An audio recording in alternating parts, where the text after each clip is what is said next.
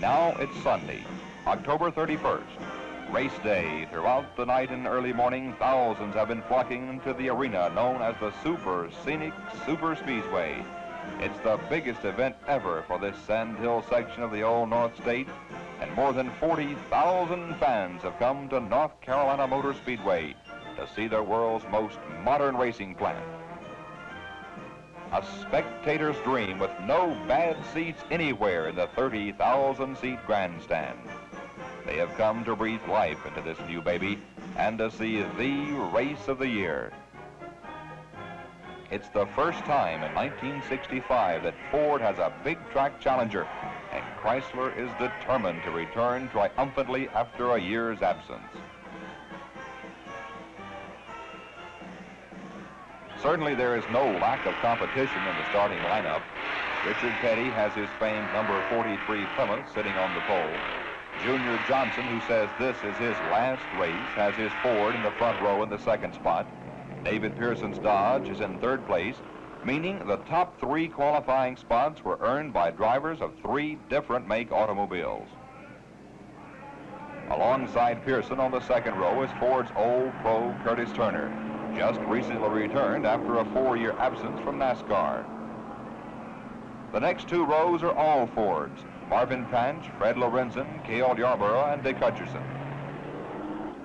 Then come the remaining Chrysler threats: Jim Paschal in a Plymouth, Bobby Isaac in a Dodge.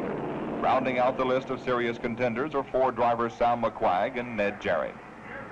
Now, this is it, the first go of the 500-mile journey. This is the moment the multitude of Richard Petty fans have been waiting for. But it's Johnson, not Petty, who breaks into the lead.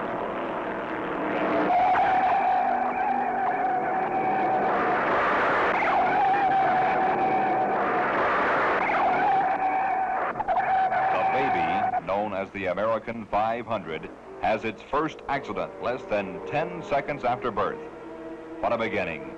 One that veteran Darrell Derringer and rookie John Sears won't forget. Both were innocent parties, but both now must retire to the sidelines. Racing experts appear correct on one point. They predicted the first turn would be the action central at North Carolina Motor Speedway.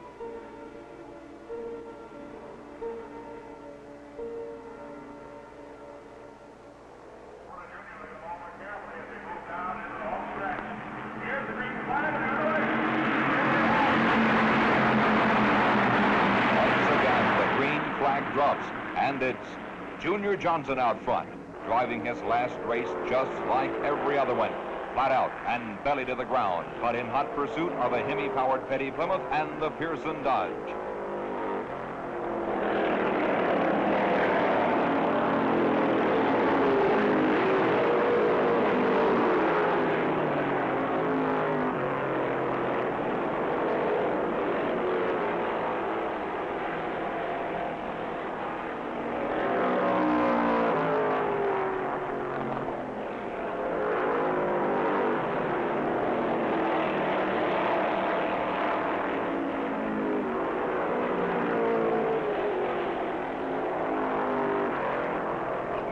Is go in factory back number 6 as Pearson powers his Dodge past Petty into second place. After 20 miles, it's a picture report card: Ford, Dodge, Plymouth, Ford, Dodge, and Plymouth as Petty teammate Paschal moves into 6th place. But the leader remains the go for broke Ford man Johnson, whose heaven on earth is out front in a stock car race, and he stays there through laps 30, 40, and 50. But don't look back, number 26, because a pilot named Pearson wants to lead. And the man who's been belching on Johnson's bumper for 15 miles finally moves alongside. Neither man will back off. Careful, careful. But Johnson keeps his lead, and Pearson may have trouble.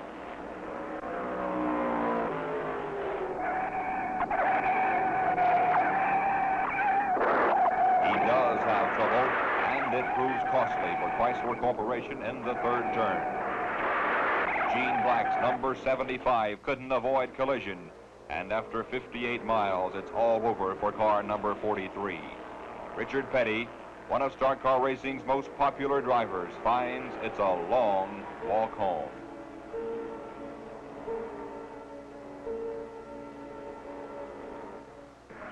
Pearson is just slightly more fortunate. He'll continue, but he's no longer a factor.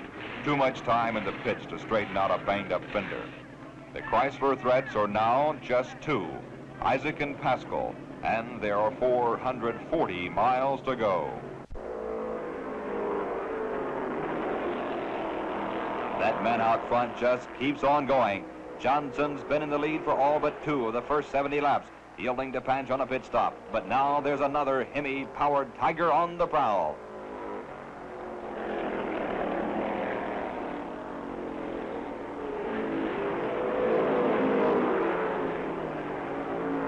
Dodge driving Isaac advanced to 3rd place after the Petty Pearson accident and is now stalking 2nd place Turner.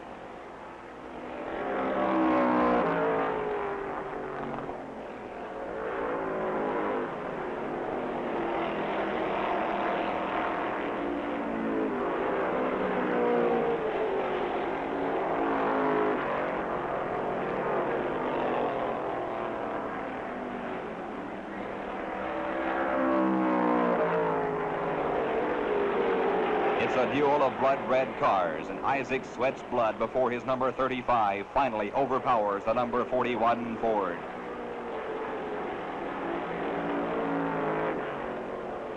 But Isaac's appetite is far from satisfied. He wants the whole hog, meaning the lead, and now he's moving in on the fabled number 26. The Dodge driver has company in his pursuit of Johnson. Turner doesn't believe 3's a crowd, and he wants to join the fun.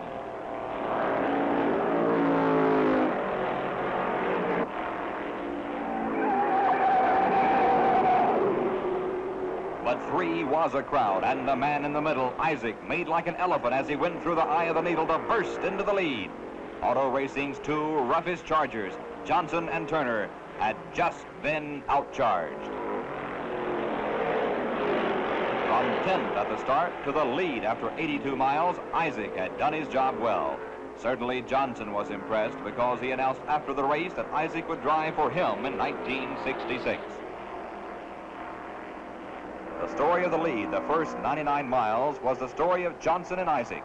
Johnson led for 86 miles and Isaac for 11, but neither was a factor again. The fantastic pace they set resulted in unscheduled pit stops. Johnson ended his career after 154 miles with a blown engine. Isaac continued, but his tires were chunking so badly that he had to back off.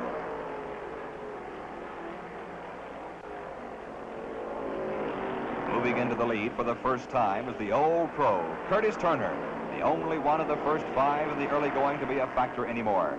After 125 miles, the top 5 reads like a Ford Motor Company ad. Turner, Lorenzen, Yarborough, Panch, and Hutcherson, with Pascal's Plymouth occupying 6th place.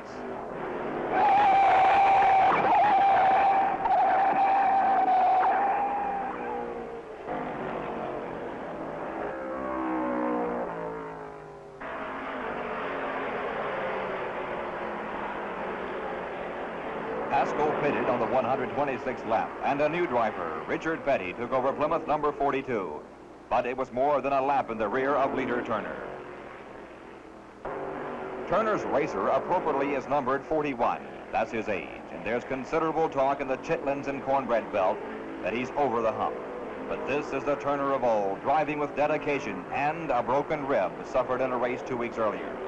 Can Turner meet the challenge of old age, a broken rib, and a host of young drivers for the remaining 350 miles?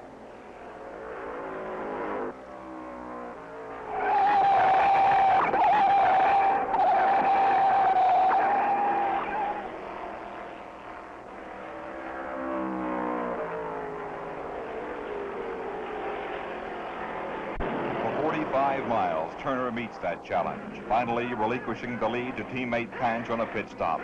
But it's only temporary, and Pop seems to know it, calmly cooling it while the Glenwood pit crew performs its usual magic. Turner is out in 25 seconds, and now it's Panch's turn.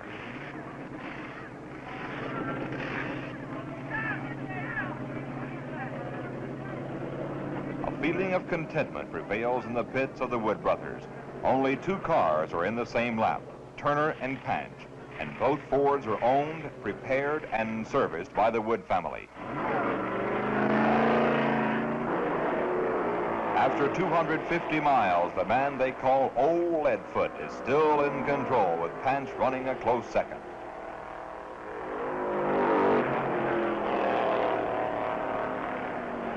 But Curtis Turner knows the job isn't completed. The blue streak that just passed him was Richard Petty in number 42, getting into the same lap with the two Fords. Are Turner and Panch conserving the brakes on their Fords, or is Petty really that much faster? In any event, the pride of Plymouth is pouring it on, and he's gaining mightily.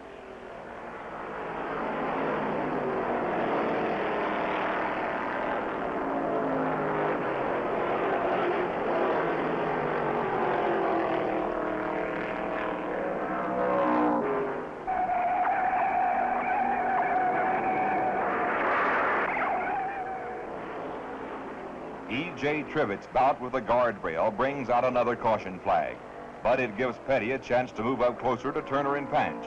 And at the 265th lap, it's a three-horse race.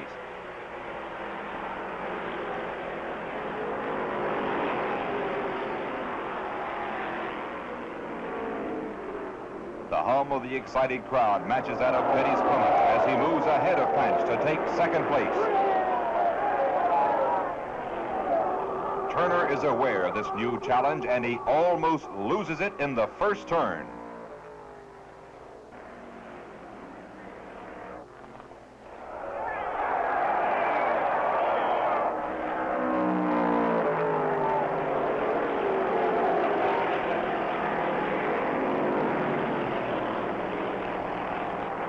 But try as he might, and didn't he try, Turner gives way.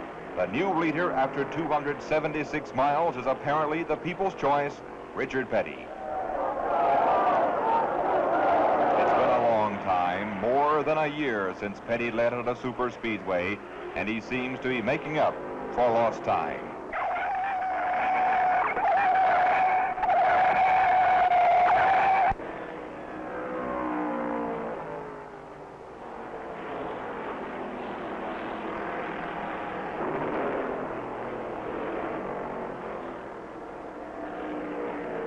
Petty continues to pull away despite the caution flags. He's averaging 115 miles an hour now, and only Turner remains in the same lap with him. Can Petty's equipment stand the pace? 45,000 fans wonder, and so does Curtis Turner, the man who's under orders to conserve brakes, but also the man who's chafing as Petty charges farther ahead.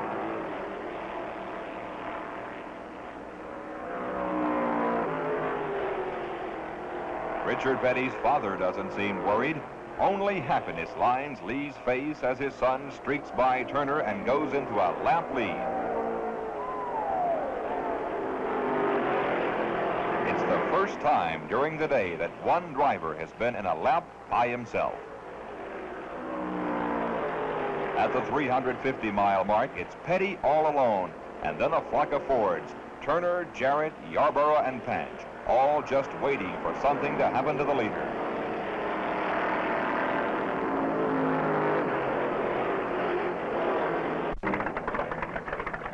Something has happened to the leader.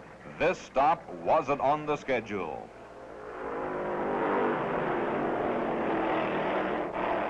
Impatience is showing, but what's the trouble?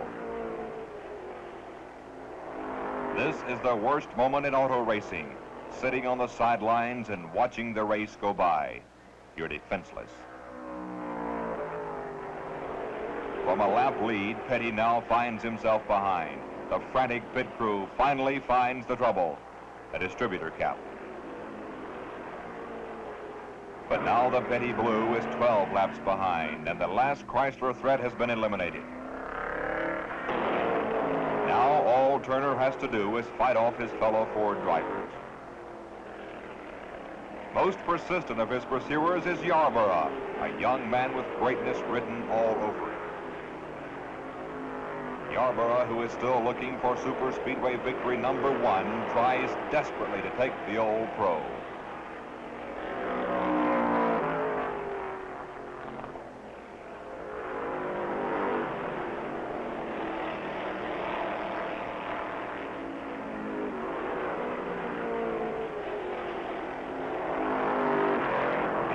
classic battle.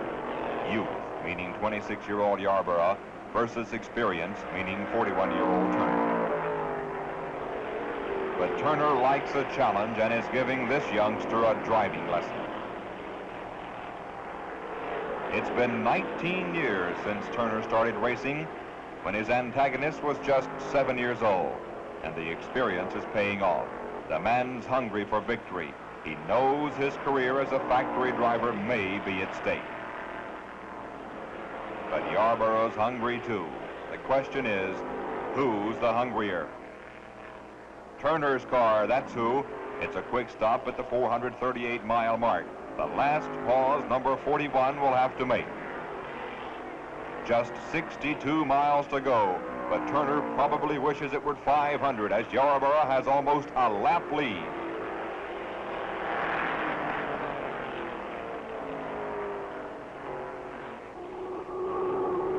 Again, Turner goes into the first turn too hard. Maybe the sun is becoming a factor, as all drivers feared it would before the start.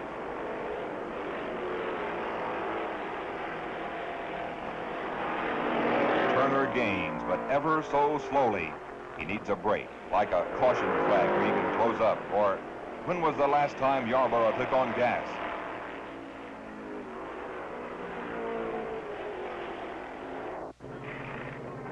Too long ago is the signal, as Yarborough has to stop. It's quick, just 12 seconds for 10 gallons of gas. But the new leader on lap 474 is Turner. Impossible. Yarborough doesn't believe it. The margin is 15 seconds, with just 26 miles to go, and Yarborough pours it on. But he, too, suffers from too much first turn or too much sun. Maybe it's both. Still, he charges.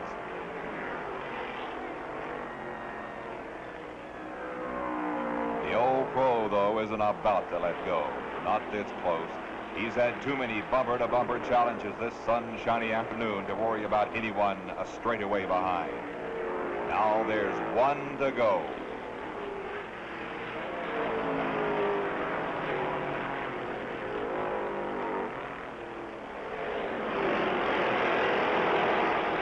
Turner wins by 11 seconds over a game Yarborough to capture his first big track victory since 1958.